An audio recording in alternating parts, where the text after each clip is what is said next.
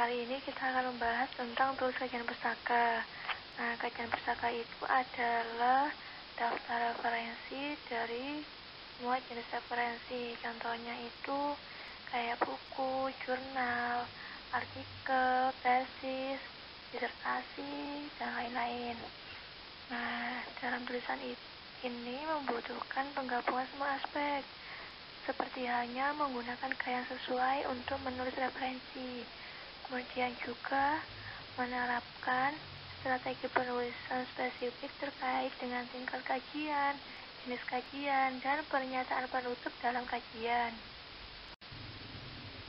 Dalam penulisan kajian pustaka itu salah satunya harus menggunakan manual gaya.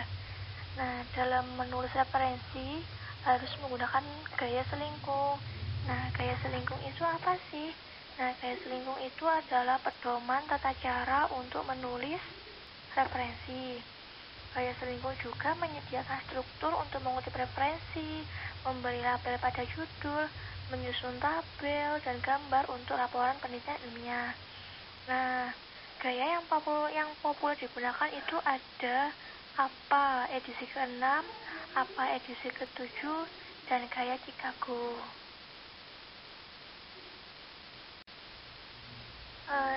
Dalam hal ini kita akan membahas tentang apa. Nah, di situ ada 3 pendekatan yang sering digunakan oleh apa di edisi ke-6 dan 7 di tahun 2010 dan di tahun 2020.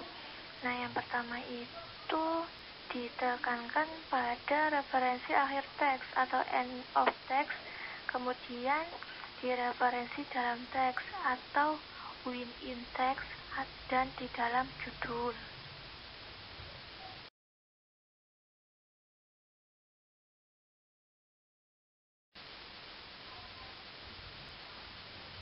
Seperti yang sudah dicontohkan, pada artikel jurnal kami itu menggunakan huruf kapital semua pada judul jurnalnya.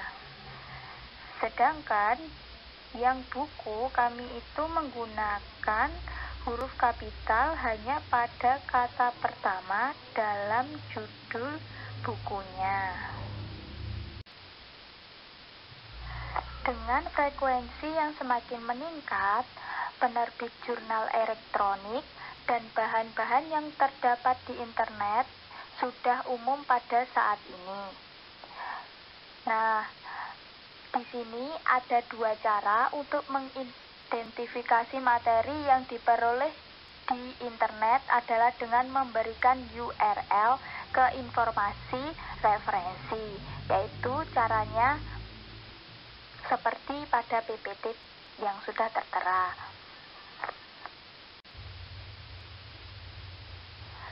Selanjutnya yaitu dengan cara mengidentifikasi materi yang diperoleh di internet adalah dengan memberikan nomor DOI, yang mana DOI adalah pengidentifikasi objek digital ke informasi referensi.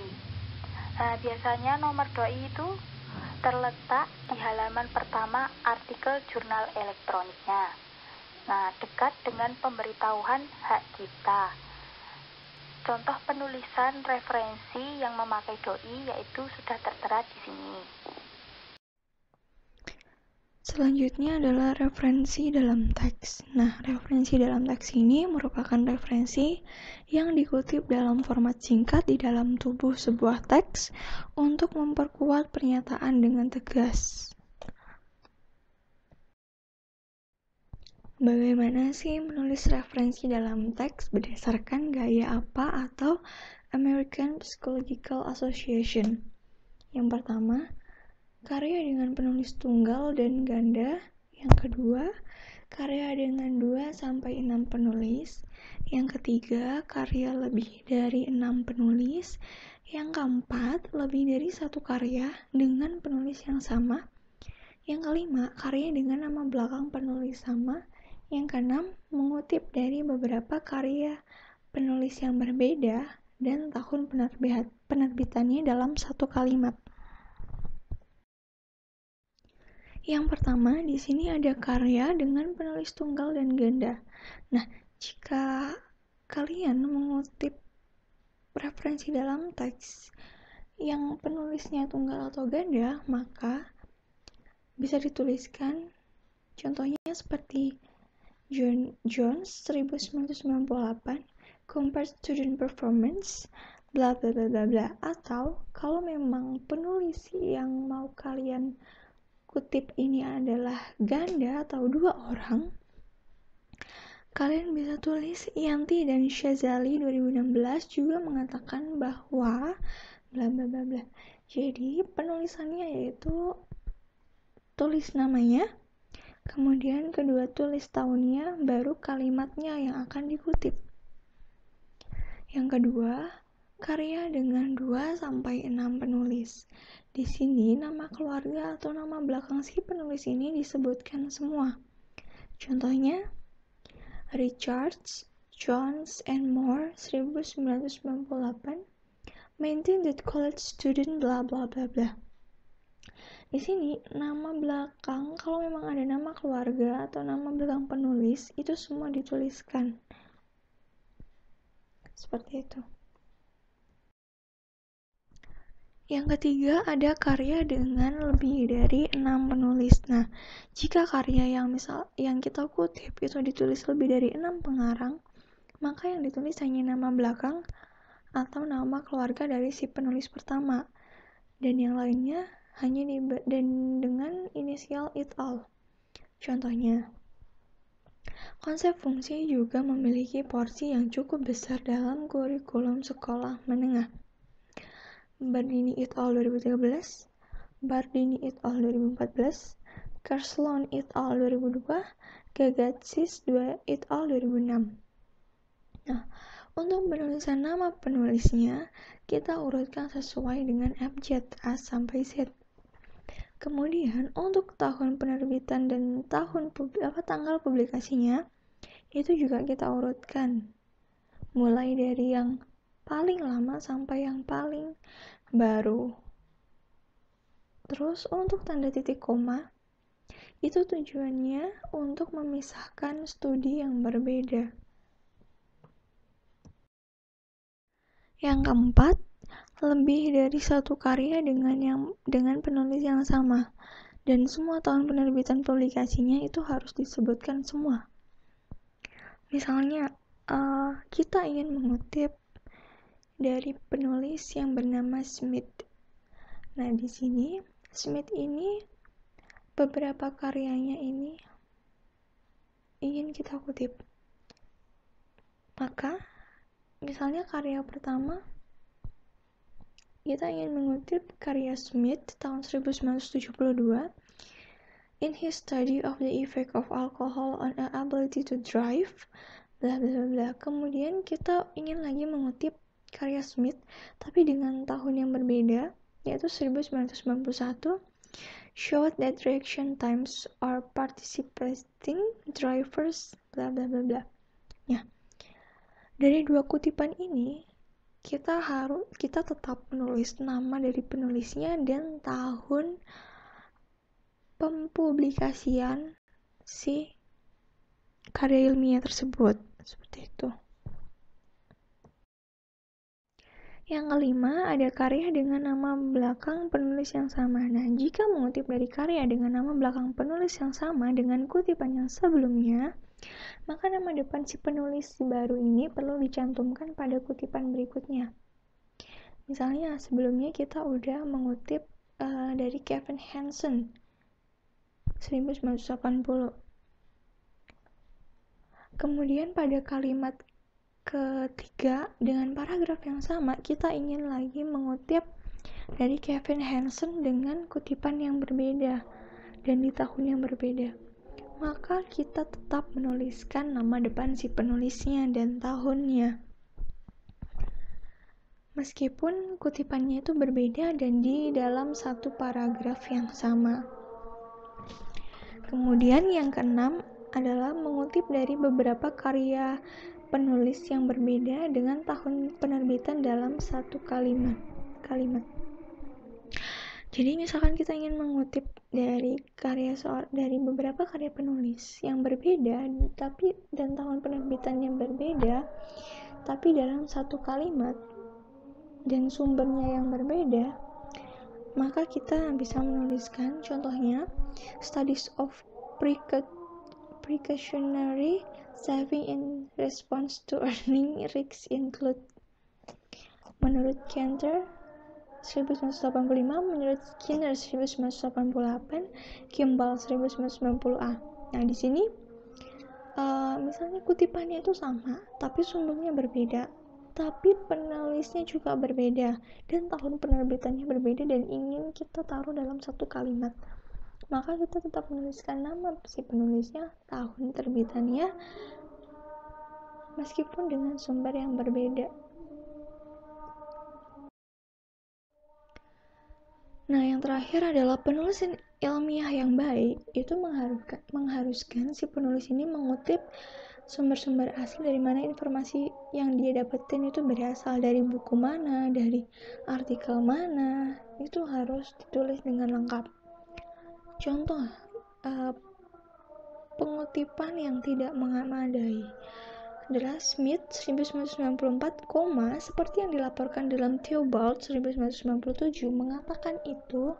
Nah, di sini kan bisa dilihat ya, sebenarnya dia itu sumber yang diambil itu, rujukan yang diambil itu berdasarkan Theobald atau Smith, itu kan masih nggak jelas, dan itu pada akhirnya itu membuat si pembaca itu agak bingung sebenarnya sumbernya yang dia dapat tuh dari mana, Theobald atau si Smith. Oleh karena itu kita bisa menuliskan dengan penulisan ilmiah yang baik menggunakan sumber aslinya, seperti Smith 1994 mengatakan itu. Jadi tanpa harus menuliskan yang dilaporkan dalam Theobald, kita cukup menuliskan Smith 1994 mengatakan itu bla bla bla bla, seperti itu. Jadi harus benar-benar jelas dari mana sumber atau informasi yang kita dapatkan, entah itu dari buku atau artikel, kita harus menulisnya dengan benar. Nah, saat kita menulis kajian pustaka, ada beberapa elemen tambahan yang akan membutuhkan perhatian kita, seperti luasan atau cakupan kajian, kemudian jenis kajian, dan pernyataan penutup kajian. Baik, yang pertama yaitu mengenai luasan atau cakupan kajian. Untuk penelitian disertasi dan tesis memerlukan kajian luas literatur yang seringkali mencakup secara komprehensif semua sumber informasi yang diidentifikasi dalam klarifikasi sumber daya. Sedangkan untuk penelitian proposal, rencana penelitian menetapkan kerangka kerja untuk studi, yang mana kita dapat menggunakan pedoman yang ditetapkan oleh pembimbing atau penguji.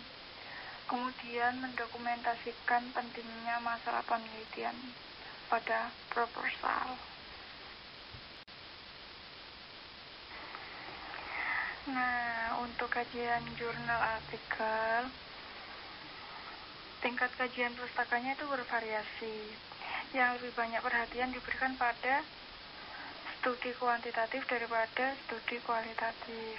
Dalam sebuah artikel jurnal, para peneliti juga cenderung untuk mempersingkat kajian literaturnya agar sesuai dengan persyaratan kata editor jurnal, dibandingkan dengan kajian yang lebih menyeluruh dan luas seperti yang ditemukan dalam proposal atau rencana untuk penelitian. Nah, terkait dengan sejauh mana kajian pustaka adalah mengenai literatur atau referensi yang digunakan. Misalkan ketika menyelesaikan disertasi atau tesis, pencarian mencakup sebagian besar literatur yang diterbitkan dan si penulis memeriksa sumber kembali ke permulaan topik penelitian. Kira-kira referensinya itu yang digunakan sudah sesuai topik atau belum. Sedangkan untuk proposal artikel jurnal, gunakan pedoman referensi kurun waktu 10 tahun terakhir yang terbaru, kecuali kita dapat menggunakan referensi yang lama sebagai sumber primer, di mana mereka secara substansial mempengaruhi literatur berikutnya yang diterbitkan dalam dekade terakhir. Baik, yang kedua yaitu mengenai jenis kajian literatur. Nah, pada titik ini kita perlu menentukan bagaimana menyusun ringkasan atau catatan yang diambil pada artikel dan studi dalam literatur. Organisasi ringkasan bervariasi bergantung pada jenis laporan penelitian dan tradisi kajian literatur di masing-masing kampus. Saat menulis kajian pustaka untuk skripsi, biasanya kita akan mengunjungi dengan si pembimbing untuk menentukan format yang sesuai untuk digunakan dalam kajian pustaka skripsi. Kali ini kita menggunakan dua model yang disajikan, yaitu model kajian tematik dan kajian studi demi studi, yang akan membantu kita dalam penentuan jenis kajian literatur. Pada kajian tematik, peneliti cukup mengidentifikasi dari membahas ide-ide utama atau hasil dari studi daripada detail dari setiap studi tunggal. Biasanya yang sering menggunakan pendekatan ini tuh mengenai artikel jurnal, tetapi kadang mahasiswa juga menggunakannya untuk skripsi ya. Mereka mencari tema dan mencatat referensi dari beberapa referensi ke literatur yang digunakan untuk mendukung tema dari skripsi mereka. Sedangkan pada studi demi studi, literaturnya memberikan ringkasan rinci dari setiap penelitian yang dikelompokkan dalam tema yang luas, di mana tema-tema ini adalah topik yang diidentifikasi dalam kotak peta. Menggunakan konsep peta literatur, menggunakan konsep peta ya, bukan peta, maaf, peta literatur yang dibahas sebelumnya di subbab ini.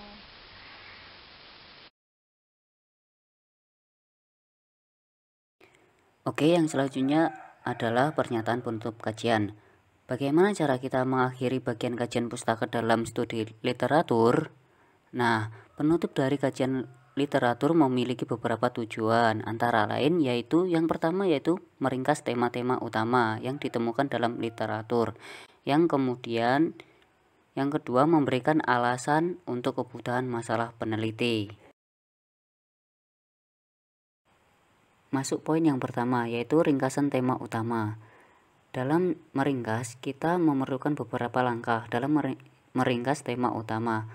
Cara untuk meringkas yaitu yang pertama, rangkumlah tema-tema utama yang sudah ditentukan dalam literatur yang kita baca.